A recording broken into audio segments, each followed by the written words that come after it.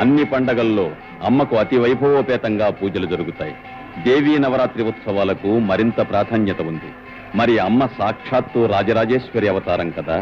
మామూలుగా ఎంతో ప్రసన్నంగా అతి సన్నిహితంగా మనతో మనలో మనవలే మెసలే అమ్మ ఆ పూజా సమయాల్లో ఉన్నతాసనం అలంకరించి కిరీటధారిణి అయి త్రిశూల హస్తయై అనల నేత్రియై గంభీర వదనయై దుర్గమమై దుర్లభమై దుర్నిరీక్షిమై దుర్గవలే కాళివలే చెండివలే వివిధ మూర్తులలో విరాజిల్లుతూ అందరికీ అభయమిస్తుంది.